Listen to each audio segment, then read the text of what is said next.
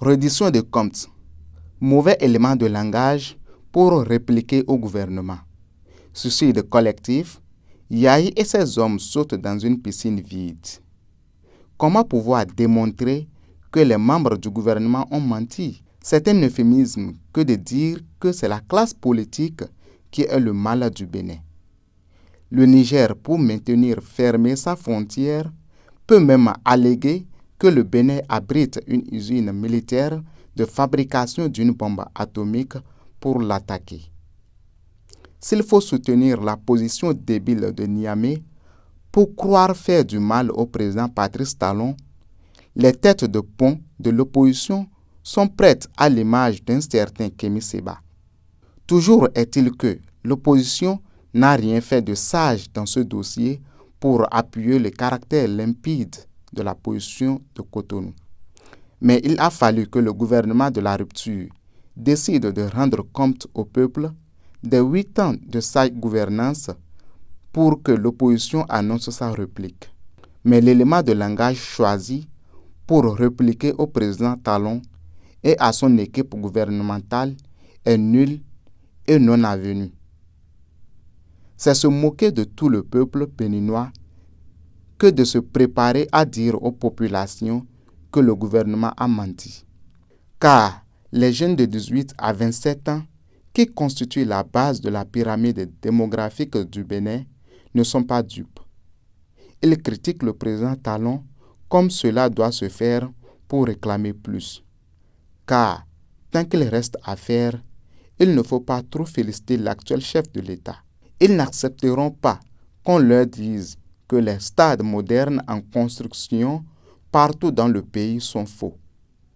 On ne peut pas leur dire que les nombreux marchés en fin de construction veulent servir de terrain de golf personnel du président Talon.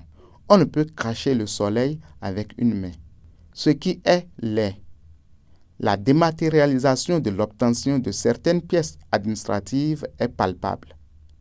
Ne parlons même plus des infrastructures routières.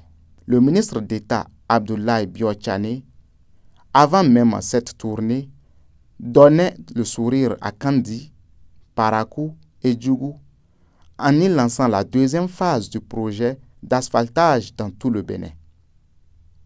La signature du Bénin à l'international n'est plus la même aujourd'hui après quelques années de gouvernance Talon.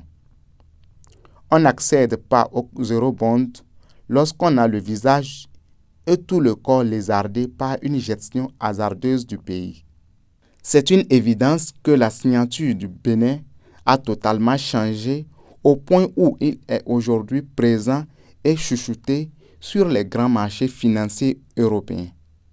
Une première dans l'histoire de notre pays. Dès lors, si c'est pour venir dire aux populations que tout ceci est faux et n'existe nulle part au Bénin, le président Yahi et sa troupe n'ont qu'à bien vérifier dans la piscine avant de plonger. Car le risque est grand, dans le cas d'espèce, de plonger. C'est sûr de ce qu'il y a de palpable, de concret, que le gouvernement de la rupture a décidé de faire cette sortie. L'honorable Rachid Gbadamassi l'avait dit à un de ses meetings que ce sera une affaire de bilan contre bilan, puisque les preuves sont là, qu'on ne peut en rien comparer l'épaisseur et la qualité du bitume sur les voies construites par le président Talon et le bitume pissé sur certaines voies par Boni Yahi. Les manipulations du politicien Yahi sur les femmes en leur disant qu'il les aime ne marchent plus. Le président Talon n'a même pas eu besoin de ces slogans creux pour hisser les femmes en politique à l'Assemblée. Le tigre ne proclame pas sa tigritude. Et les guépards n'acceptent jamais de compétir avec une meute de chiens. Il n'y a point de gloire à engager un bras de fer avec plus petit que soi. Aboubakar Takou.